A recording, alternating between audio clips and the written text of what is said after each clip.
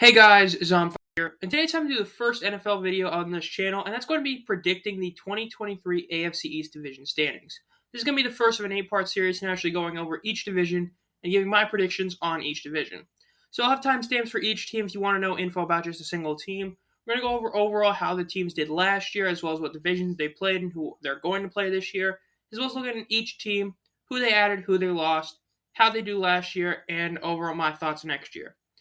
So, without further ado, looking at how they finished last year, the Bills, they only played 16 games due to the very unfortunate Damar Hamlin situation. They were not able to play all 17 games. They went 13-3 in the games they did play, going 7-1 at home. The Dolphins finished second and made the playoffs as a wild card at 9-8. Patriots just barely finished below them at 8-9, and the New York Jets finished as the bottom team at 7-10. Overall, those teams, really, all of them were pretty solid. The Jets, for a decent part of the season, did look like they were going to make the playoffs. As you can see, they finished the season on a 6-game skid, which is why they ended up missing the playoffs. As a lot of injuries happened, as well as, very big fractures with their quarterback and Zach Wilson, and that kind of hindered them. The Bills ended up getting bounced in the divisional round after beating the Dolphins in the wildcard round as well. Overall, in terms of who they played, the AFC East last year played the AFC North and the NFC North. That includes the Steelers, Ravens, Bengals, Browns, Vikings, Lions, Bears, and Packers, for those you don't know. Of that, the North was a really solid division last year. Even though the Browns were kind of mid, all the other teams were pretty solid, especially the Steelers in the second half of the season.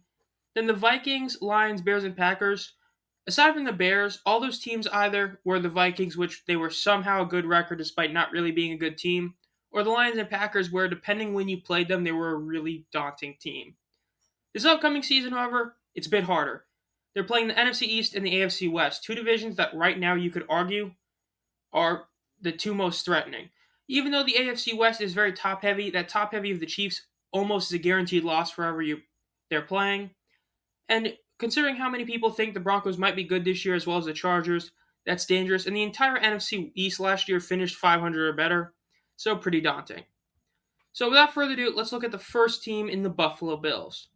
Now, the Bills currently in different power rankings across Sportsnaut, ESPN, Pro Football Focus, NFL Net, and Pro Football Network. They're overall very highly regarded in all but Sportsnaut. And even in Sportsnaut, they still have them as a very top team at 7th, but the other ones have them at 4 or 5. This Sportsnaut is the only one that put in that low, mainly because they were very critical on Josh Allen last year, and that's why they moved him down to 7.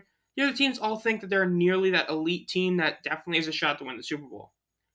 The Bills last year, they were a very solid team on both sides of the ball. They ended up being 8th in passing and 9th in rushing, as well as having a top 6 defense in the league, which was a very solid unit, especially after Von Miller did get hurt early in the season. And then overall, when you look at Josh Allen, their QB, he, as you'll see, he's the only quarterback in this division that really played every single game or did play every single game. And even though he had a pretty mixed bag, overall he was still very solid. He was tied for 3rd in interceptions, which is bad, but tied for 2nd in TDs is good. He was 7th in yards, 22nd in completion percentage, 8th in pass rating, 12th in sacks taken. Personally, I'm not on the boat that says he's a top 3 quarterback. I do think that he has become slightly overrated. I do not have him at that same tier of Joe Burrow, Pat Mahomes, and Jalen Hurts, though I definitely have him on the tier right below them. He's a great quarterback, but last year, it's very evident by how many turnovers he had, as well as the fact that, he's really not as high as you want to see a guy that's considered as good as him is. Now, yes, rushing-wise, he is elite. He had a great year running the ball. He was their best rusher last year. But as a pure passer, he leaves still some to be desired. If he can tone down his interceptions, he can have an awesome year this year. Now, in terms of who this team added and lost, there's some big ones, but not really any huge ones. Except for one. In terms of additions, they added Damian Harris from the Patriots, a running back that's been kind of mixed since he's been in the league. Kyle Allen, who had that one really great year as a quarterback, and then basically nothing else since. Connor McGovern, very solid offensive guard, great one from the Cowboys, great steal by them. Latavius Murray, running back. He's been a pretty solid, just kind of, extra running back to have. And then Leonard Floyd, who last year had a down year, but the year before that was incredible for the Rams. Who'd they lose? Well, they did lose some big guys. Roger Saffold is a pretty big loss and basically nullifies the Connor McGovern addition. Tremaine Edmonds is a pretty big one to lose in the linebacker spot, even though just like Floyd, he wasn't as great as he was last year or than a couple years ago, especially since Mike since Milano is definitely better than Edmonds now. Devin Singletary is a running back. He didn't do enough to be great on this team. Then Isaiah McKenzie, wide receiver, that one hurts a bit, but the big one is Leslie Frazier. I think he's one of the best DCs in the whole league, and losing him is definitely going to hurt. Then their draft picks. The main one is the fact they did get Dalton Kincaid at tight end. That should be a really great upgrade at the tight end position. They drafted Garden, a linebacker, in the second or third round. Overall, pretty solid. So, in terms of my thoughts on the Bills this coming season, in all honesty, I'm just not that high on the Bills as a Super Bowl team as I am purely in how I think they'll do in the division. The fact is, the Bills, when I look at them, they're a team that seemingly are like the Cowboys, except instead of the Cowboys being hyped by, odds makers, the Bills are hyped by the media. They're always called the Super Bowl team, yet they haven't really showed it. Even when they lost to the Chiefs in OT, everybody likes to blame the coin flip, but they forget that they did allow the Chiefs to go halfway down the field in 13 seconds. And then a lot of people tried to blame Von Miller's injuries the reason the team didn't make it to the Super Bowl last year, which if you think Von Miller is responsible for that is insane. You don't just get beat by the Bengals at your home turf in the snow as bad as you did and say, oh, if we had Von Miller, we'd be great. The Bills, I think they're a very solid team. Stephon Diggs is still great, and I think that all the offseason media with him has been very overblown. I think he's a great receiver.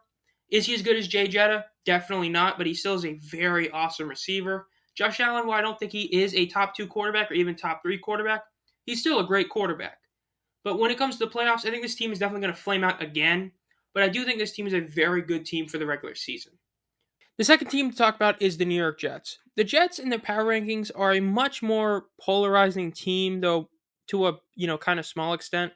Sportsnet has them insanely high to me at 4, and so does PFF at 6. Really, I think ESPN and NFL are the closest, being at 12 and 9.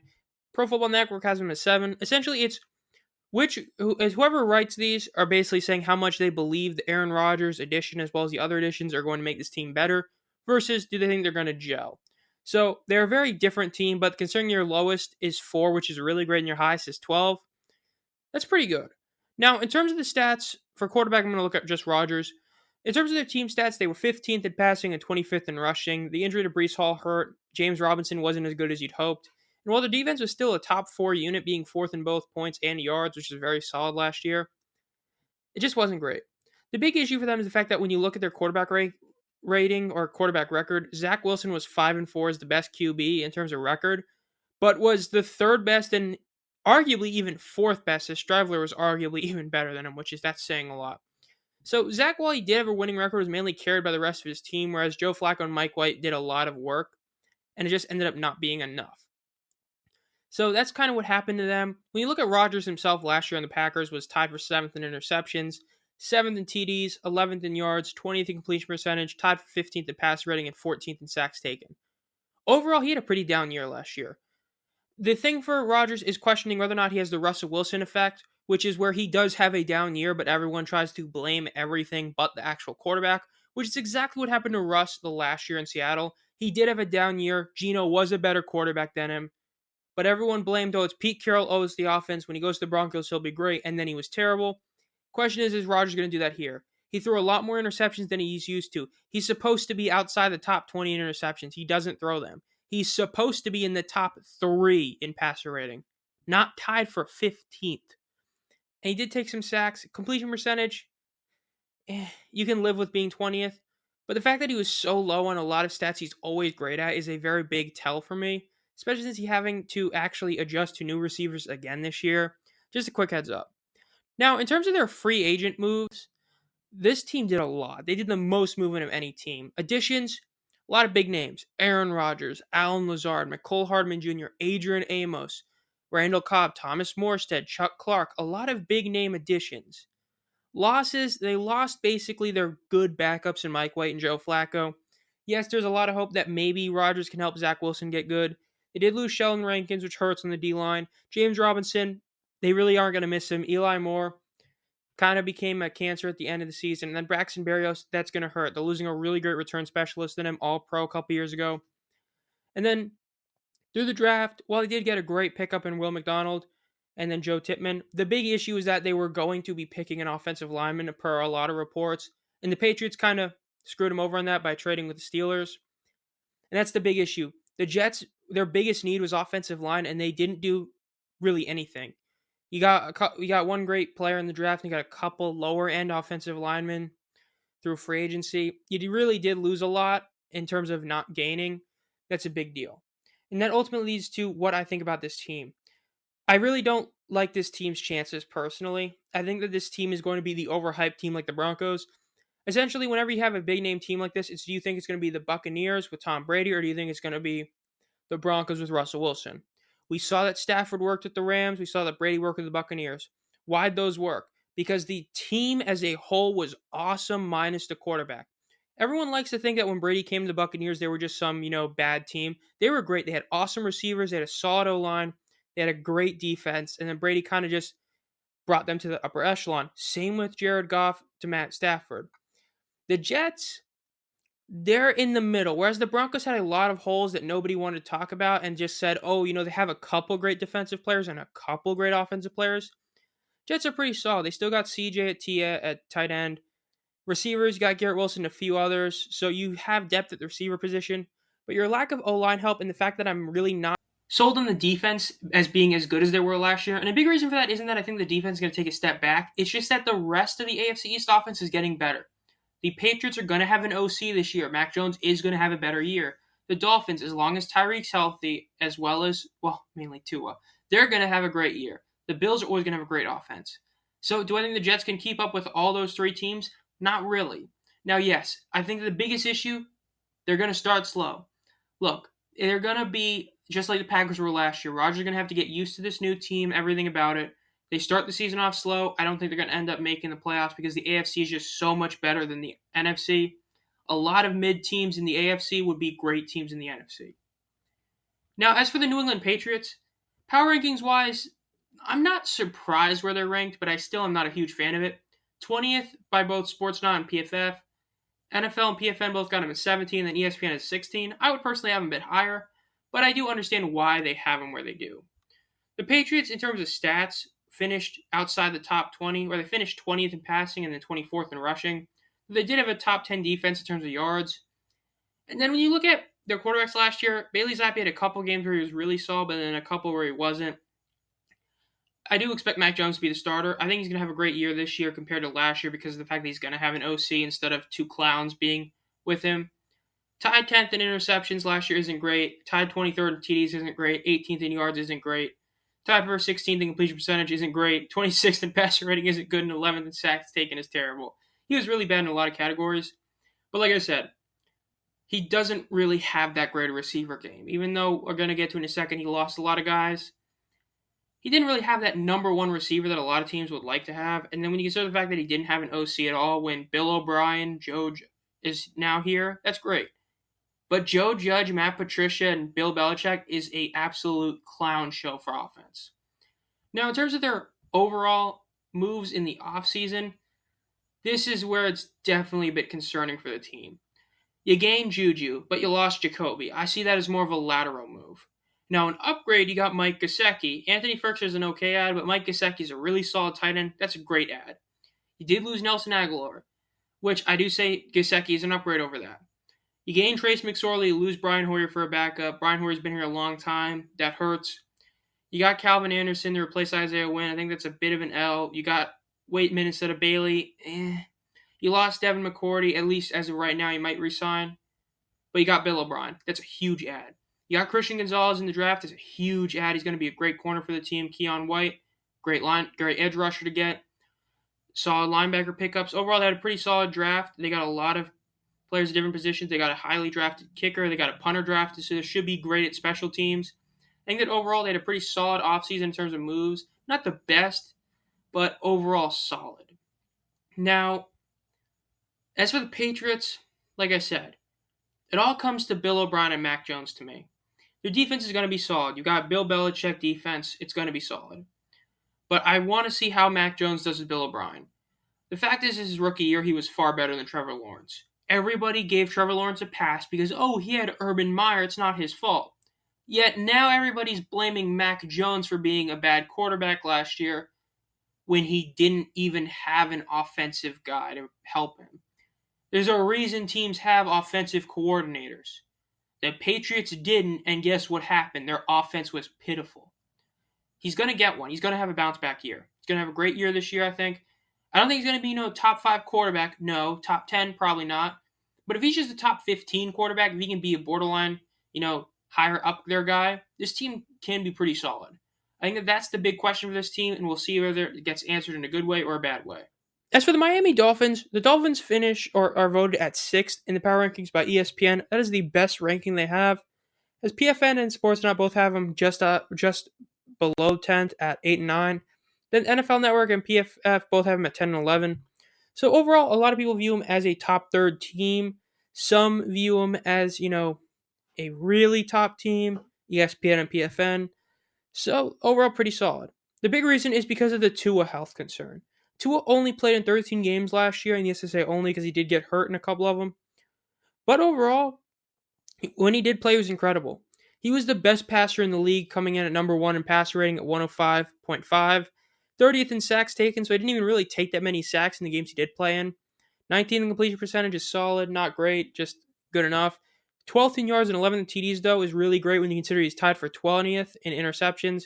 And like I said, he didn't even play a full season. So even if he did give him his extra interceptions and his other stats, he still would have finished really high in a lot of great stats. But the team's issue, again, was rushing. It's been the issue of this team for years, and they just do not fix it. My dad's been a Dolphins fan all his life, and in the past 10 years, he's just been pissed at the Dolphins because they don't do anything running the ball. Ever since J.J. was gone, they've sucked. They haven't had a good running game. And the fact they didn't address this in free agency at all is a big question. Now, I say at all because not really. Okay, they did draft a running back in the 3rd round, Devon Arcane, but him and Cam Smith as your picks, I don't know. I guess that, maybe they were hoping Jahmyr Gibbs would be available that late in the 2nd round, but, the Lions decided to pick him in the 1st round. As for the additions and losses, though, this is where the Dolphins took a huge L. Look, you gained Jalen Ramsey and Braxton Berrios. I think those are 2 huge W's. You gained Jake Bailey, okay, Mike White, better than Teddy B. But Eric Sauber and David Long Jr. are there to replace Mike Gesicki / Hunter Long, as well as Landon Roberts. David Long, sure, I'll take him, I guess. But Eric Saubert is like your response to losing Mike G and Hunter Long. That's insane. That's a huge downgraded tight end. You lost an offensive lineman who wasn't, as good as you hoped he would be in Eric Fisher. But you also lost a very solid safety in Eric Rowe. And then Melvin Ingram was a great defensive lineman, and you lost him. Maybe he comes back. He still is a free agent, but I doubt it. So overall, though, I think that you really sucked in free agency, all things considered. You didn't gain enough good players for who you lost. So I don't really think they upgraded at all, and that's going to be why I have them finishing 2nd in division. I have the Bills winning it, though, and the Pats finishing 3rd and the Jets 4th. Look, the Jets, I don't really see them winning even 7 games like last year. I think their best is 6 and 11. I think that Aaron Rodgers is going to have another down year this year. It's going to show that he is at the end of his career. He is falling off. I don't think that him, Hackett, Saleh are going to make a great enough offense. A big reason for that is that you didn't really fix your running back problem, because I think it is a problem because Breece Hall is not going to be as good as I think everyone's banking on him to be. Not because he's bad, but just because he's not going to be fully recovered from that ACL tear.